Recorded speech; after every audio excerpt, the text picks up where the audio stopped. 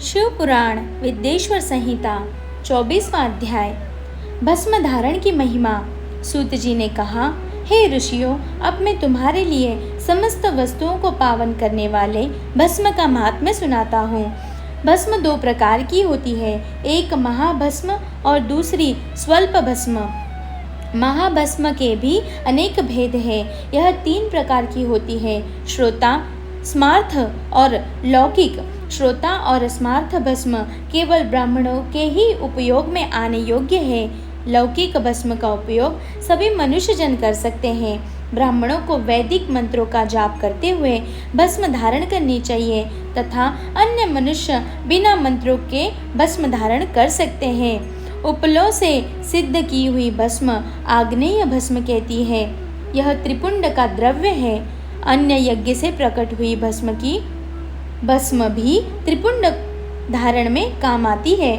जाबाली उपनिषद के अनुसार अग्नि इत्यादि मंत्रों द्वारा 7 बार जल में भिगोकर शरीर में भस्म लगाए। तीनों संध्याओं में जो शिव भस्म से त्रिपुंड लगाता है वह सब पापों से मुक्त होकर शिव की कृपा से मोक्ष पाता है। त्रिपुंड और भस्म लगाकर विधि पूर्वक जाप करे। भगवान शिव और विष्णु ने भी त्रिपुंड धारण किया है। अन्य देवियों सहित भगवती उमा और देवी लक्ष्मी ने इनकी प्रशंसा की है।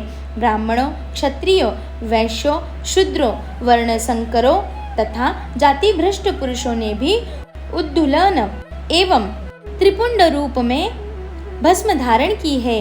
महर्षियों, इस प्रकार संक्षेप में मैंने त्रिपुंड का महात्म्य कहा है। यह समस्त प्राणियों के लिए गोपनीय है।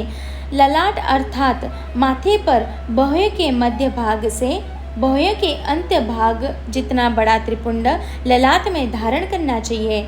मध्यमा और अनामिका उंगली से 2 रेखाएं करके अंगूठे द्वारा बीच में सीधी रेखा त्रिपुंड कहलाती है।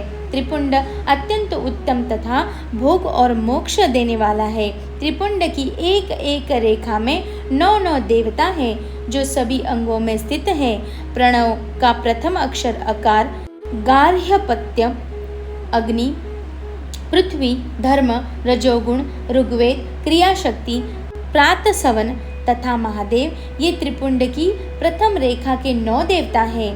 प्रणव का दूसरा अक्षर उकार, दक्षिणाग्नि, आकाश, सत्वगुण, यजुर्वेद, मध्य दिन सवन, यथा इच्छा शक्ति, अंतरात्मा तथा महेश्वर ये दूसरी रेखा के 9 देवता है।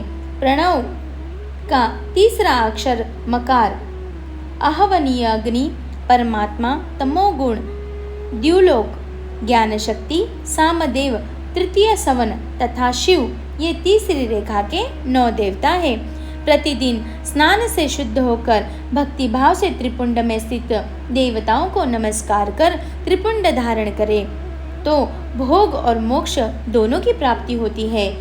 भस्म को 32, 16, 8 तथा 5 स्थानों में धारण करे। सिर, माथा, दोनों कान, दोनों आंखें, नाक के दोनों नथुनों, दोनों हाथ, मुंह, कंठ, दोनों कोहनी, दोनों भुजदंड, हृदय, दोनों बगल, नाभि, दोनों अंडकोश, दोनों उरु, दोनों घुटनों, दोनों पिंडली, दोनों जांघों और पांव आदि 32 अंगों में क्रमशः अग्नि, वायु, पृथ्वी, देश, 10 दिशाएं, 10 दिक्पाल, 8 वसुंधरा, ध्रुव, सोम, आम, अनिल, प्रातःकाल इत्यादि का नाम लेकर भक्ति भाव से त्रिपुंड धारण करें अथवा एकाग्र चित्त हो 16 स्नान में ही त्रिपुंड धारण करें। सिर, माथा, कंठ, दोनों कंधों, दोनों हाथों, दोनों कोहनियों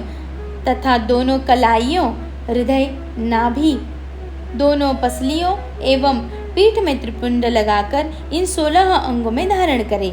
तब अश्विनी कुमार, शिव शक्ति, रुद्र, ईश, नारद और वामा आदि 9 शक्तियों का पूजन करके उन्हें त्रिपुंड में धारण करें। सिर, बालों, दोनों कान, मुंह, दोनों हाथ, हृदय, नाभि, उरुयुगल, दोनों पिंडली, एवं दोनों पांव। इन 16 अंगों में क्रमशः शिव, चंद्रमा, रुद्र, ब्रह्मा, गणेश, लक्ष्मी, विष्णु, शिव, प्रजापति, नाग, दोनों नाग कन्या, ऋषि कन्या, समुद्र तीर्थ इत्यादि के नाम स्मरण करके त्रिपुंड भस्म धारण करें।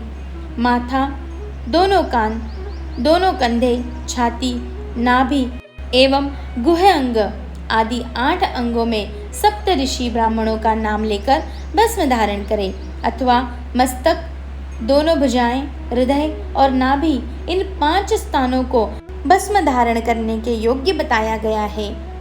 देश तथा काल को ध्यान में रखकर भस्म को अभिमंत्रित करना चाहिए तथा भस्म को जल में मिलाना चाहिए। त्रिनेत्रधारी सभी गुणों के आधार तथा सभी देवताओं के जनक और ब्रह्मा एवं रुद्र की उत्पत्ति करने वाले परब्रह्म परमात्मा शिव का ध्यान करते हुए ओम नमः शिवाय मंत्र बोलते हुए माथे एवं अंगों पर त्रिपुंड धारण करें।